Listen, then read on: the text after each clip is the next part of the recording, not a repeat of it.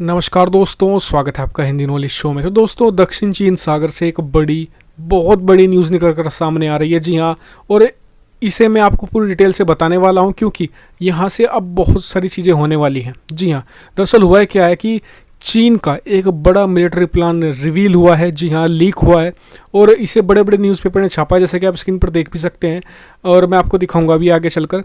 तो और उससे भी डराने वाली बात है कि चीन इस प्लान पर अपने कायम है। जी हाँ, दरअसल हुआ है कि आप स्क्रीन पर पहले देख लीजिए कि China conducted military drill for capture Pratas island. जी हाँ, प्रतास आइलैंड को कैप्चर करने की कोशिश की है। प्रतास आइलैंड ताइवान का ही आइलैंड माना जाता है और यहाँ पर ताइवान इसे यूज़ करता है एज अ मिलिट्री आइलैंड के एक तरीके से तौर पर, जैसे कि भारत लक्षद्वीप को या फिर अंडमान को, जो यहाँ पर है हमारे आइलैंड्स, इन्हें इस्तेमाल करता है भारत अंडमान सी में।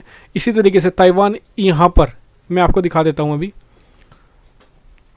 ये वाला आइलैंड है जिसे यूज़ करता है एक मिलिट्री के तौर पर और इसे कब्जाने की कोशिश कर रहा है चीन यहाँ से।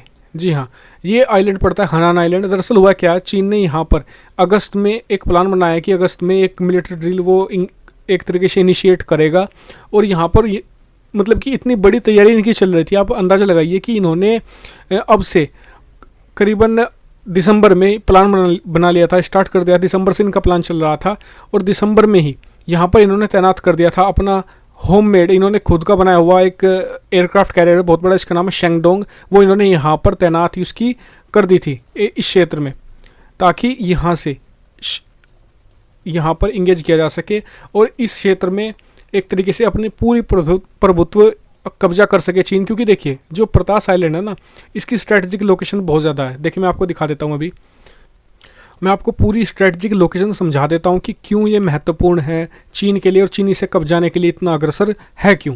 तो सबसे पहले आप स्ट्रेटेजिक लोकेशन देख लीजिए। ये रहा ताइवान, ये रहा फिलीपींस। यहाँ पर यूएस का पूरा प्रभुत्व है। यहाँ पर यूएस एक तरीके से कभी भी टैकल कर सकता है एक तरीके से चीन को, ठीक है। और ये रहा प्रतास आइलैंड, ये क्षेत्र में। तो चीन का प्लान ये था कि एक बार इसे कब्जा कर लिया जाए। ये बहुत ज़रूरी था, नहीं तो देखिए एक ट्रायड बना लेता है यूएस। अगर कभी भी आने वाले समय में मिलिट्री इंगेजमेंट जो होगी, मिलिट्री इंगेजमेंट यूएस और चीन के बीच में, तो ये पूरा ट्रायड है जिसे इस्तेमाल करके पूरी तरीके से ब्लॉक कर सकता है अमेरिका। जी हाँ, आसानी से, बहुत आसानी से इसे इस तरीके से प्लान को इनिशिएट कर सकता था। क्योंकि देखिए, चीन, आपको लगता होगा कि बहुत बड़ी कोस्ट लाइन, लेकिन घिरा पड़ा है चीन। मैं आपको दिखा देता हूँ, देखिए एक पूरे से प्लान में दिखा देता हूँ। ये रहा जापान। जापान में अमेरिका का 7th फ्लीट तैनात है। यहाँ पर भी अमेरिकी सेना तैनात है।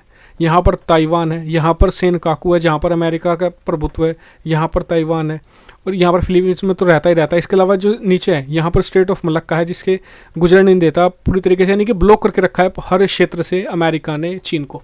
तो चीन का प्लान ये है कि एक बार, और दूसरा सबसे खतरनाक स्टेट है इसका ये वाला। जी हाँ, ये मैं आपको दिखाता हूँ।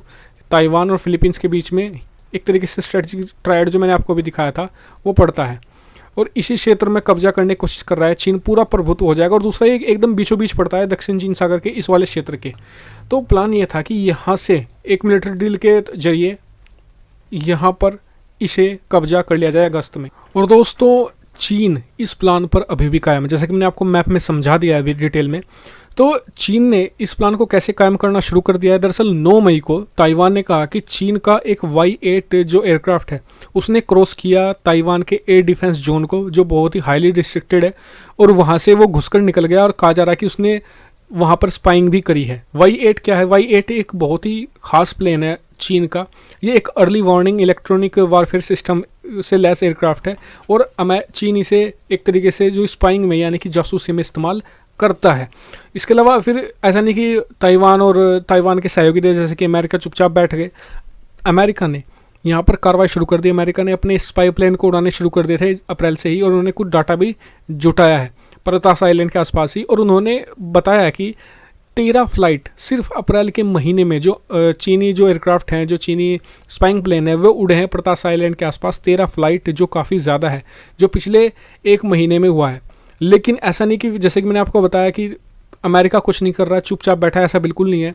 अमेरिका ने भी पिछले एक हफ्ते से अपने डिस्ट्रॉयर को भेजना शुरू कर दिया था ताइवान के पास और प्रतास आइलैंड के आसपास। जी हाँ, जिससे कि ये जताया जा सके चीन को कि आप अगर ऐसा करेंगे तो हम भी यहाँ पर ताइवान के साथ खड़े हैं। और ये बात साबित होती है कि ताइवान को लेकर अमेरिका और चीन के बीच तनातनी अब बहुत ज़्यादा बढ़ने वाली है। चीन इस प्लान को अभी भी कायम क्यों रखे हुए जबकि ये प्लान पूरी तरीके से रिवील हो चुका है? तो इसका एकमात्र कारण है चीन को ये पता है कि कोरोना वायरस की वजह से दुनिया भर में उसकी भद पिट चुकी है। अगर वो इस काम को कर सकता है तो यही वो समय है। पूरी दुनिया अपने अपने कामों में उलझी हुई है, अपने अपने एक तरीके से जो उनके प्रॉब्लम्स हैं उनमें उलझी हुई है।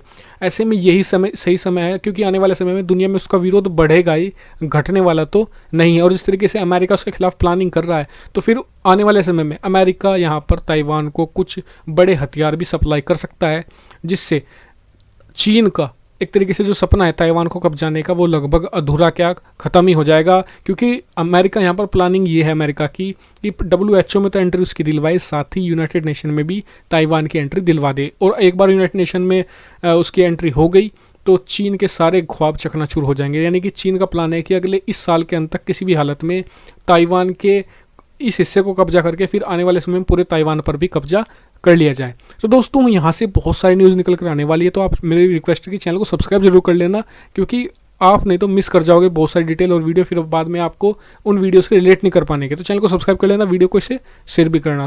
तो और ये बताना कि वीडियो आपको कैसी लगी। Thank you very much for watching video. Keep subscribe, keep share, keep support.